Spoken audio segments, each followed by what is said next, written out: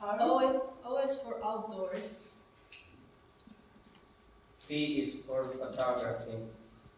Okay, and this is where you guys are sitting far too comfortable. We've been doing a lot of participation all week, and so we're going to ask for your participation for a little bit too. As you can see, we've been very busy, not just shooting the movie, but also doing lots of different photography. You'll hear a little bit about that later, but we've been doing sports photography, we've been playing with perspective a little bit, we've done some macro photography, we've done landscape photography, and we've kind of combined that with some workshops and then some free time. So obviously when we've gone to visit the farm or had a campfire or just playing at the sports playground and so on, many people have had their cameras and we've had a chance to put that into practice. So some people are taking more photos than others. We're encouraging them to take lots and lots of photos because rarely the first shot is the best. But what we've done is we've asked them to choose their favourite photo. I'm going to make sure we emphasise the fact it's their favourite photo, not necessarily their best photo, because they were printed out and they've all got them here that they can take home with them. I do encourage you to look at the other photos that they've done. There are some excellent photos that haven't made it here, okay? So please do look at your son or daughter's photos and ask them. Also, it can help them tell you a little bit of a story of the week, yeah? So, but what we'd like to do right now is we thought that we'd involve everybody and decide what the favourite photo as a group is, because obviously tastes are different. Some photos are technically better than others, but then again, some people have technically better cameras than others, yeah? So there's lots of different things that go into it. We've already talked about composition, background, they've been looking at different settings on their phone, and a lot of it is just about having a good eye for a photograph as well. Okay, so finding that right subject in the first place. So what I'm going to do now is I'm going to go through the photos that your beautiful children have selected. And I'm going to pass around, in fact I'm going to ask my lovely assistants to help me. I'm going to take one blue piece of paper each, and I'll pass out some pens as well. Each photo that I show you will have a number, okay, so we've got 1 to 12, I believe. And I would like you to choose 2 photos, not just 1, 2 photos, and just write the numbers of those photos on the piece of paper. It could be on the same side, put it in a circle so we know those numbers. So first of all, we'll look at all the photos, and I want you to choose 2 photos that you like the most, and we will have a very democratic number. Okay, first, number 1. Okay, so number 1. This is a photo of deer that was taken when we went for a lovely lunch at a local restaurant not far from here. We walked over and had lunch there, which was fantastic, before we went swimming, and there were some deer, some young deer, and this was one of the best shots that we found of those, nice close-up. So that's number 1. Remember, we're going to look at everything first, so we're getting up to 12, so you don't need to write anything yet. Number 2, this was taken during our Playing with Perspective workshop, where we're looking at different angles. Photos looking to use the camera to make things look a bit different than reality. Obviously, a football had to be involved, and it would be wrong if we didn't have at least one football photo. There's a clue there for the next section. That's number 2. Number 3, this is quite an interesting one.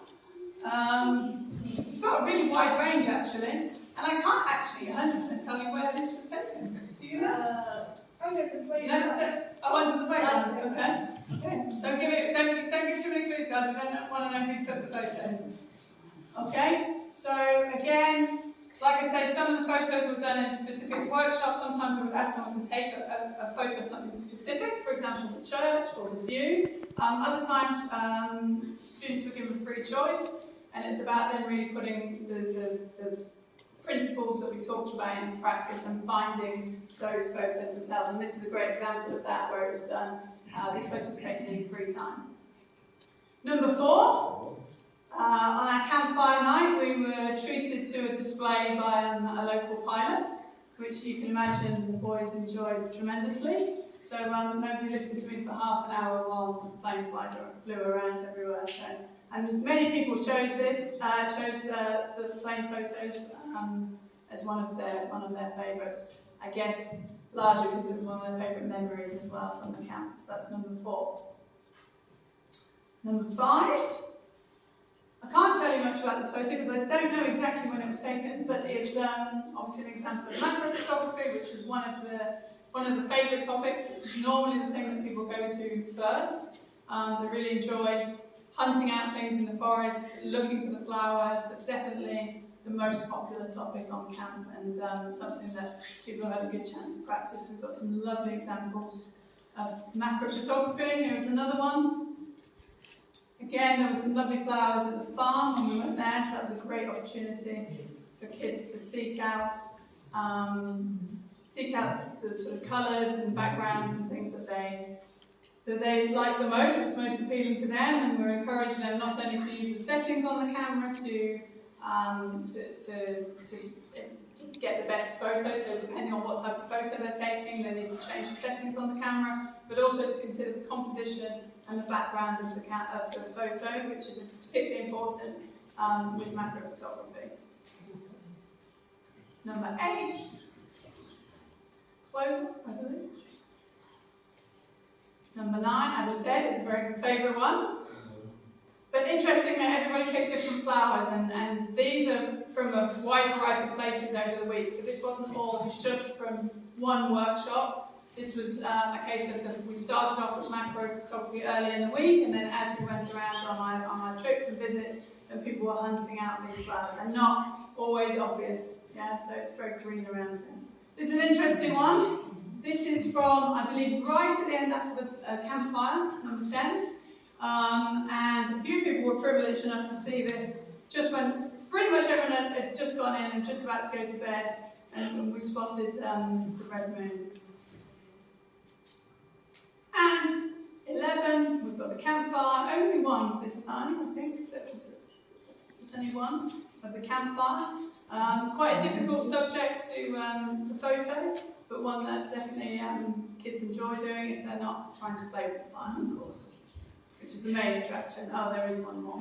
Okay, so another one of the fire. Didn't quite get dark enough for us to try some of the light painting and stuff that we've done in the past, but everyone did have a go at the fire. I think some people got put off by the smoke.